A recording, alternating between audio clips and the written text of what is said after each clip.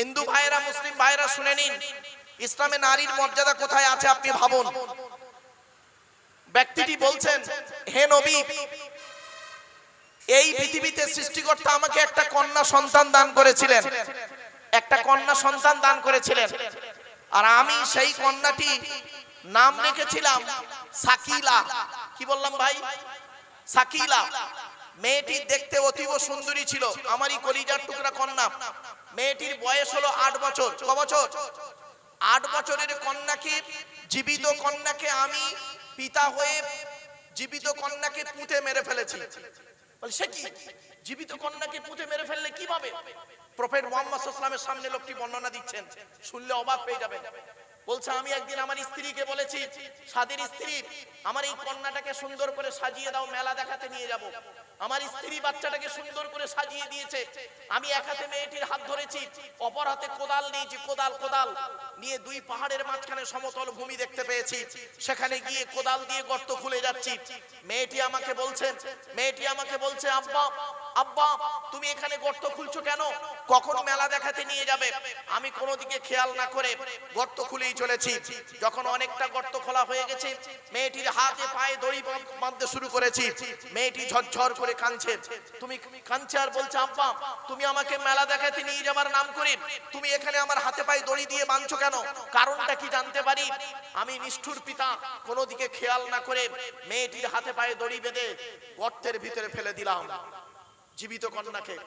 তারপরে করলাম কি, মেয়েটির মৃত্যুকে নিশ্চিত করতে গিয়ে আমি দুধ থেকে একটা বড় পাথর আনলাম। দুধ থেকে বড় পাথর এনে মেয়েটির মাথায় সজোরে মেরে দিলাম।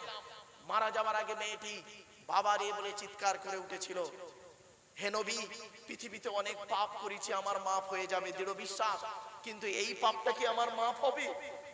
হযরত মুহাম্মদ সাল্লাল্লাহু আলাইহি ওয়াসাল্লাম তিনি এই দৃশ্যের কথাটি শুনে ঝরঝর করে কাঁদছেন। কাঁদতে কাঁদতে বলেছিলেন, আমি মুহাম্মদ বলে যাচ্ছি, কোন ব্যক্তির যদি 3 বা 3-এর অধিক কন্যা হয়, আর সেই পিতামাতা যদি সেই কন্যা 3টেকে ভালো করে লালিত পালিত করে ভালো জায়গায় বিবাহ দিতে পারে, আমি মুহাম্মদ সাল্লাল্লাহু আলাইহি ওয়াসাল্লাম বলে যাচ্ছি, আমি যে স্বর্গে থাকবো, আমি যে হেভেন, যে স্বর্গে, যে জান্নাতে থাকবো, ওই 3 কন্যার বাপের একসঙ্গে দেখা হবে। এখানে হিন্দু মুসলিম সকলকে বলছি, কন্যা সন্তান হয়েছে বলে নারীর দোষ? চলুন মেডিকেল সায়েন্স কি বলছে দেখি। ক্লাস 10-এর জীবন বিজ্ঞান বলে একটা চ্যাপ্টার আছে, বইটার নাম জীবন বিজ্ঞান লাইফ সায়েন্স, চ্যাপ্টারটার নাম জেনেটিক্স বা বংশগতি। বংশগতি বিদ্যার জনক হলো গেগর জোহান মেন্ডেল। 2টো সূত্র আবিষ্কার করেছিলেন, পৃথক বন্টনের সূত্র, স্বাধীন বন্টনের সূত্র। এক্স আর ওয়াই কে দিয়ে বন্টন গাছ কিনে গবেষণা করেছিলেন। বিজ্ঞান বলছে কন্যা সন্তান হয় বাপের কারণে, মায়ের এতে কোনো হাত থাকে না। আর কি আশ্চর্য, শাশুড়ি তার বৌমাকে বলছে ওর পেটে বেটা ছেলে নেই। ছি ছি ছি, দোষ যদি দিতে হয় তুমি তোমার ছেলেকে দাও, বৌমাকে নয়। এবার আসুন কোরআন কি বলছে দেখি। কোরআনের কি লেখা আছে দেখি। কোরআনের 25 নম্বর খণ্ডে বা পারাতে 7 নম্বর পৃষ্ঠাতে 11 নম্বর লাইনে সূরার নাম সূরা শুআরার মধ্যে বলা হয়েছে, লিল্লাহি মুলকুস সামাওয়াতি ওয়াল আরদি ইয়াখলুকু মা ইয়াশা। সৃষ্টিকর্তা বলছেন, আসমান পৃথিবী জমিনের সৃষ্টিকর্তা হলাম আমি মালিক, আমি যা খুশি তাই সৃষ্টি করতে পারি। ইয়াহাবু লিমান ইয়াশাউ ইনাসা, যাকে খুশি তাকে শুধু কন্যা দান করি। ঠিক না বেঠিক? এখানে অনেক মানুষ আছে হিন্দু মুসলিম, কারো 2টো মেয়ে রয়েছে, কারো 3টে মেয়ে রয়েছে, নেই? আবার বলছেন ওয়াহাবু লিমান ইয়াশাউ যুকুর, আমি যাকে খুশি তাকে পুত্র দান করি। কারো 3টে পুত্র সন্তান, 2টো পুত্র সন্তান, কন্যা সন্তান নেই। আবার সৃষ্টিকর্তা বলছেন আও ইজাউবিহুম যুকরানা ওয়া ইনাসা, আমি যাকে খুশি তাকে পুত্র কন্যা উভয় দান করি। দেখবেন 2টো ছেলে 2টো মেয়ে, একটা ছেলে একটা মেয়ে। আবার সৃষ্টিকর্তা বলছেন ওয়ায়াজআলু মান ইয়াশাউ আকিমা, আমি যাকে খুশি তাকে পুত্র কন্যা থেকে বঞ্চিত করে বাঁজা করে রাখি। নেই? কোটি কোটি টাকার মালিক ছেলে হয়নি, মেয়ে হয়নি, তাহলে নারীর দোষ দেন কেন আপনারা? করজোড়ে আপনাদের বলে যাচ্ছি, এটা একটা মারাত্মক খারাপ কাজ, মারাত্মক খারাপ বদনাম হিন্দু মুসলমানের মধ্যে রয়েছে। কন্যা সন্তান যদি জন্মগ্রহণ করে, সেখানে প্রচুর পরিমাণ মেয়েকে, বৌমাকে প্রেসার ক্রিয়েট করা হয়। অনেক স্বামী এখানে আছে, কন্যা সন্তান হলে মুখটা বেঁকে যায়। আরে কন্যা সন্তান, পুত্র সন্তান কি বলছেন? কত ছেলে আছে বাপের ভাত দেয় না, ঠিক না বেটি? আর কত মেয়ে আছে বাপের মুখকে উজ্জ্বল করে, ঠিক না বেটি? আপনি ভেবেছেন? কোনদিন ভাবেননি। ছেলেই কি আপনার মুখকে উজ্জ্বল করে? কত ছেলে আছে বাপের মুখে একদম কি বলবো অপমানিত লাঞ্ছিত করে দেয় বাপকে তার ব্যবহারে ছেলে। আর কত মেয়ে আছে এমন ব্যবহারে বাপের মুখ উজ্জ্বল হয়, হয় না? তাহলে আপনি এটা কেন দেখছেন কন্যা সন্তান পুত্র সন্তান? এক নম্বরে এই রোগটাকে আপনারা তাড়ান। হিন্দু মুসলিম জ্ঞানী গুণী বুদ্ধিজীবীদের কাছে আমার একান্ত আবেদন, এই রোগটাকে আপনাকে তাড়ানোর চেষ্টা করুন। চলুন আমরা হিন্দু মুসলিম উভয় দেখতে যাই যে নারী পুরুষ এই যে বিভেদটা তৈরি করে রেখেছি আমরা, যে কন্যা সন্তান হলে মুখ বেঁকে যাবে, পুত্র সন্তান হলে মিষ্টি বিলাই করবে। আরে চিত্তরঞ্জন হসপিটালে আমি আমার মাকে নিয়ে 45 দিন পড়েছিলাম। আমি আমার মাকে নিয়ে 45 দিন চিত্তরঞ্জন হসপিটালে পড়েছিলাম। অনেক মানুষের সঙ্গে আমার দেখা হয়েছে, কেউ বিশ্বাসই করতে পারে না আব্দুল্লাহ গিল মারুফ সাহেব এইখানে দাঁড়িয়ে থাকবে গাছের তলায় এখানে ওখানে, তো অনেকে পরিচিত হয়েছে। তো যখন পুত্র সন্তান হচ্ছে শুনছি অনেকের পুত্র সন্তান হচ্ছে ডেলিভারি হতে মিষ্টি এনে হসপিটালে খালি বিলাচ্ছে, আর অনেকের কন্যা সন্তান হচ্ছে কোনো মিষ্টি বিলানোর কোনো ব্যাপারে নেই। কি আশ্চর্য! এটাকে ত্যাগ করুন অনুরোধ করলাম, এক নাম্বার। দুই নাম্বার এবার প্রশ্ন আসছে আর একটা। আচ্ছা, কালো রং তৈরি করার মালিক কে? জোরে বলুন। ফর্সা রং তৈরি করার মালিক কে? কত সুন্দর মানুষ আপনারা, কি হিন্দু মুসলিম, কত ভদ্রভাবে বললেন যে কালো রং তৈরি করার মালিক সৃষ্টিকর্তা আর ফর্সা রং তৈরি করার মালিক সৃষ্টিকর্তা। ওটা তো এখানে দাঁড়িয়ে ফর্সা বললেন, প্র্যাকটিক্যাল করেছেন। কালো রং তৈরি করার মালিক যদি সৃষ্টিকর্তা হয় তাহলে কালো মেয়েকে বিবাহ দিতে গেলে 20,000 টাকা 50,000 টাকা এক্সট্রা লাগে কেন? লজ্জা করে না? কালো রং মেয়েকে বিবাহ দিতে গেলে টাকা লাগে কেন বেশি? এই যুবক ছেলে, বিবেককে প্রশ্ন করো। কোরআন বলছে, আগে আমি বাস্তবটাই বলি কিছু। চলো, কালো মেয়েকে বিবাহ করতে গেলে আপনার গায়ে রাগ ধরে, কালো মেয়েটা তোমার পছন্দ হয় না, কালো মেয়েটা তোমার পছন্দ হচ্ছে না, আর তুমি এখানে দাঁড়িয়ে দাঁড়িয়ে বলছো, এখানে দাঁড়িয়ে দাঁড়িয়ে বসে বসে বলছো কালো রং তৈরি করার মালিক আল্লাহ, ফর্সা রং তৈরি করার মালিক আল্লাহ। তো কালো মেয়েকে একটা বিয়ে করে দেখাও না দেখি। তা করবে না, তা করবে না। এজন্য আপনাদেরকে বলে দিচ্ছি, শুনে নিন। কালো রং তৈরি করার মালিক সৃষ্টিকর্তা এই কোরআনে আছে, ফর্সা রং তৈরি করার মালিক আল্লাহ। আমিন আয়াতিহি খালকুস সামাওয়াতি ওয়াল আরদি ওয়াখতিলাফু আলসিনাতিকুম ওয়া আলওয়ানিকুম। 21 নম্বর খণ্ডে বা পারাতে 5 নম্বর পৃষ্ঠা 7 নম্বর লাইনে বলা হয়েছে সূরা রুমে, সেখানে বলা হয়েছে সৃষ্টিকর্তা বলছেন তোরা আমাকে মানবি কেন? তোরা একবার চিন্তা কর, তোদের গায়ের রংটা আমি আলাদা করেছি, তোদের মুখের ভাষাটাও আমি সৃষ্টিকর্তা আলাদা করেছি। ভাবতে পেরেছেন? কালো মেয়েকে বিবাহ করতে গেলে এক্সট্রা টাকা আপনাদের এখানে লাগে, অনেক জায়গাতে লাগে, কি হিন্দু কি মুসলিম। আচ্ছা, আপনাদের এখানে একটা প্রশ্ন করছি এবার, এই রোগটাকে তাড়ানোর চেষ্টা করুন, এই রোগটাকে তাড়ানোর চেষ্টা করুন হিন্দু মুসলমান জ্ঞানী গুণী। চলুন দেখি আর একটা প্রশ্ন করছি, আপনাদের এখানে দেগঙ্গা বাজারে পাঁঠা বিক্রি হয়? আরে ভাই বলুন না। হয়তো খাসি বিক্রি হয়? হ্যাঁ, আমি ওই পাঁঠা ওই খাসির কথা বলিনি, ওই পাঁঠা ওই খাসির কথা বলিনি। 2 পায়ে পাঁঠা 2 পায়ে খাসি, ওটা তো 4 পায়ে। ছেলের বাপের কবর কেনার জায়গা কম পড়েছে, মেয়ের বাপের কাছ থেকে নেয় বিয়ের পণ। ছেলের বাপের শ্মশান কেনার কাঠ কম পড়েছে, মেয়ের বাপের কাছ থেকে নেয় বিয়ের পণ। লজ্জা করে না?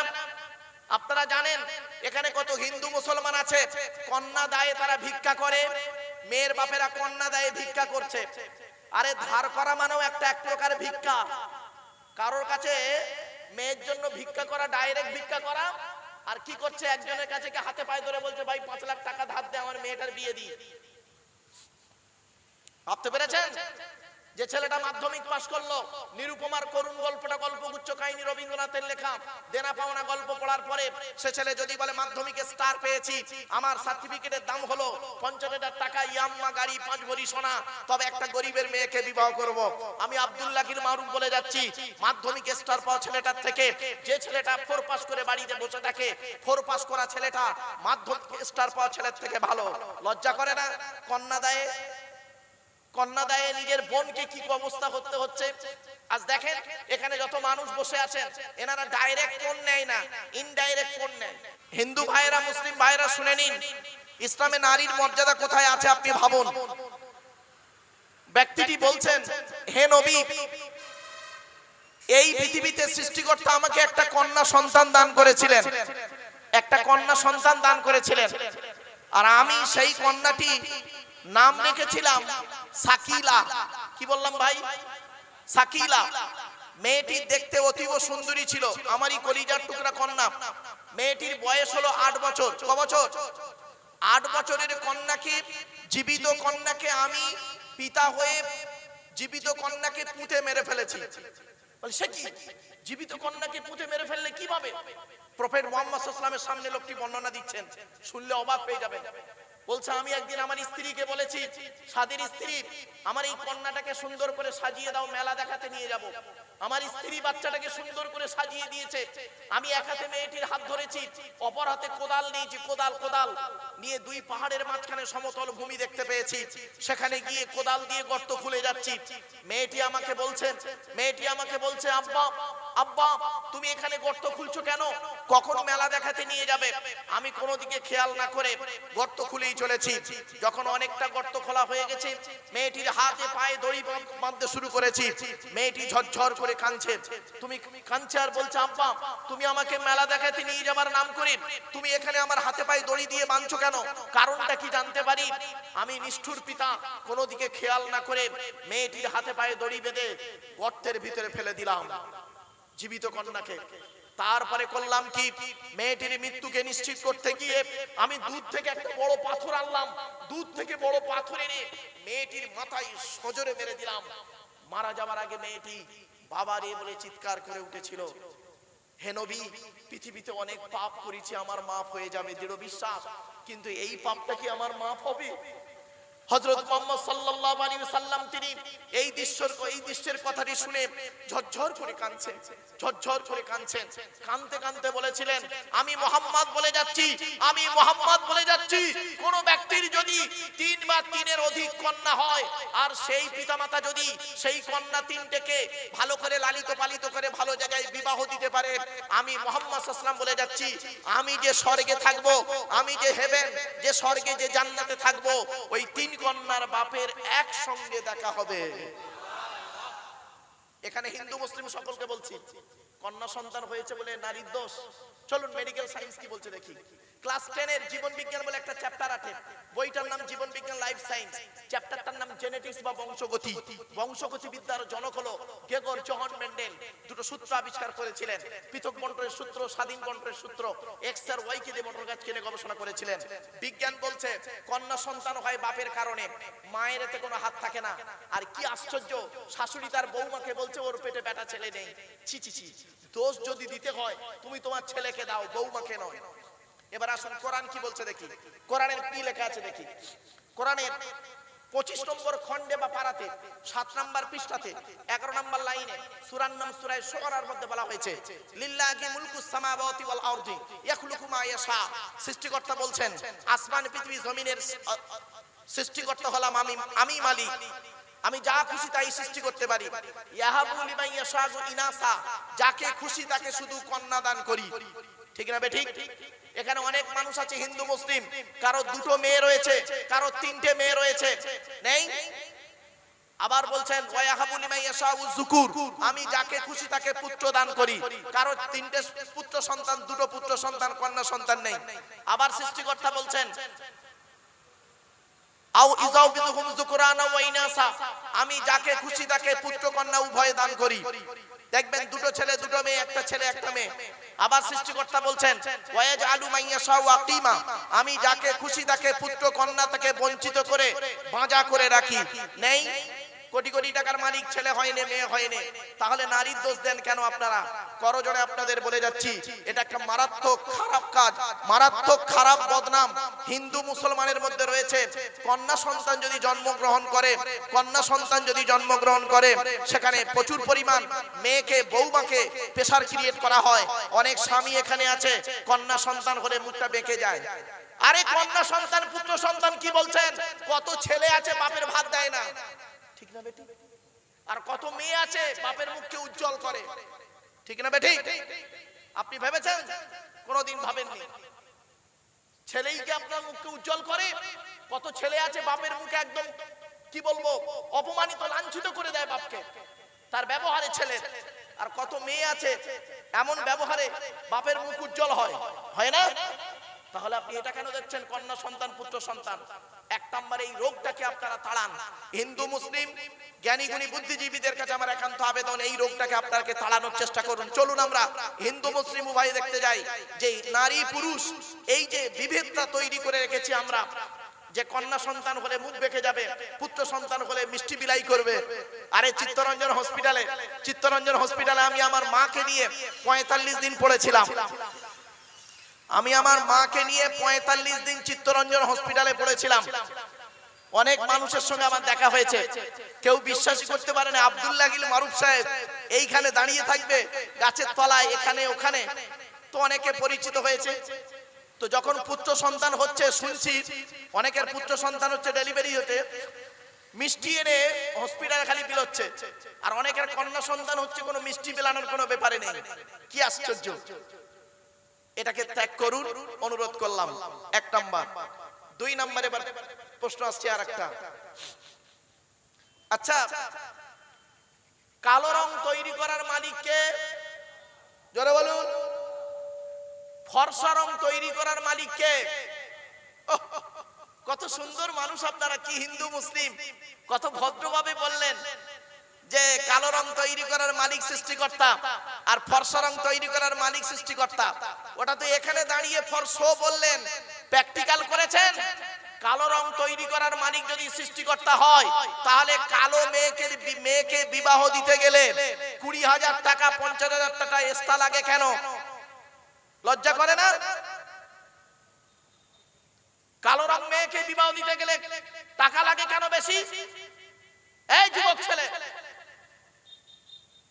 বিবেককে প্রশ্ন করো। কোরআন বলছে, আগে আমি বাস্তবটাই বলি কিছু। চলো, কালো মেয়েকে বিবাহ করতে গেলে আপনার গায়ে রাগ ধরে, কালো মেয়েটা তোমার পছন্দ হয় না, কালো মেয়েটা তোমার পছন্দ হচ্ছে না, আর তুমি এখানে দাঁড়িয়ে দাঁড়িয়ে বলছো, এখানে দাঁড়িয়ে দাঁড়িয়ে বসে বসে বলছো কালো রং তৈরি করার মালিক আল্লাহ, ফর্সা রং তৈরি করার মালিক আল্লাহ। তো কালো মেয়েকে একটা বিয়ে করে দেখাও না দেখি। তা করবে না, তা করবে না। এজন্য আপনাদেরকে বলে দিচ্ছি, শুনে নিন।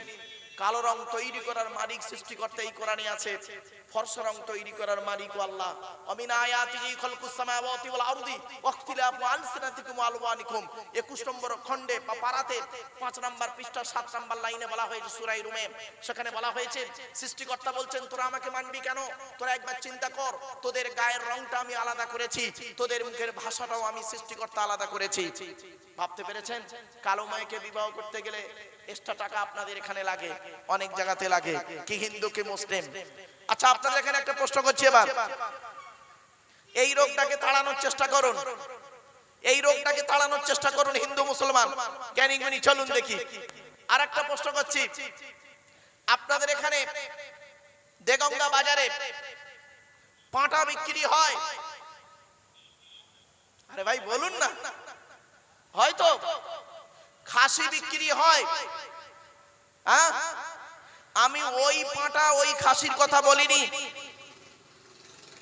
ওই পাঁঠা ওই খাসির কথা বলিনি। 2 পায়ে পাঁঠা 2 পায়ে খাসি, ওটা তো 4 পায়ে। ছেলের বাপের কবর কেনার জায়গা কম পড়েছে, মেয়ের বাপের কাছ থেকে নেয় বিয়ের পণ। ছেলের বাপের শ্মশান কেনার কাঠ কম পড়েছে, মেয়ের বাপের কাছ থেকে নেয় বিয়ের পণ। লজ্জা করে না? আপনারা জানেন এখানে কত হিন্দু মুসলমান আছে, কন্যা দায়ে তারা ভিক্ষা করে, মেয়ের বাপেরা কন্যা দায়ে ভিক্ষা করছে। আরে ধার করা মানেও এক প্রকার ভিক্ষা। কারোর কাছে মেয়ের জন্য ভিক্ষা করা, ডাইরেক্ট ভিক্ষা করা, আর কি করছে একজনের কাছে হাতে পায়ে ধরে বলছে ভাই 5 লাখ টাকা ধার দে আমার মেয়েটার বিয়ে দি। ভাবতে পেরেছেন? যে ছেলেটা মাধ্যমিক পাশ করলো, নিরুপমার করুণ গল্পটা গল্পগুচ্ছ কাহিনী রবীন্দ্রনাথের লেখা, দেনা পাওনা গল্প পড়ার পরে সে ছেলে যদি বলে মাধ্যমিকে স্টার পেয়েছি, আমার সার্টিফিকেটের দাম হলো 50,000 টাকা, ইয়াম্মা গাড়ি, 5 ভরি সোনা, তবে একটা গরিবের মেয়েকে বিবাহ করব। আমি আব্দুল্লাহির মারুফ বলে যাচ্ছি, মাধ্যমিকে স্টার পাওয়া ছেলেটার থেকে যে ছেলেটা 4 পাস করে বাড়িতে বসে থাকে, 4 পাস করা ছেলেটা মাধ্যমিকে স্টার পাওয়া ছেলের থেকে ভালো। লজ্জা করে না? কন্যাদায়ে নিজের বোনকে কি অবস্থা করতে হচ্ছে। আজ দেখেন এখানে যত মানুষ বসে আছেন, এনারা ডাইরেক্ট কোন নেয় না, ইনডাইরেক্ট কোন নেয়।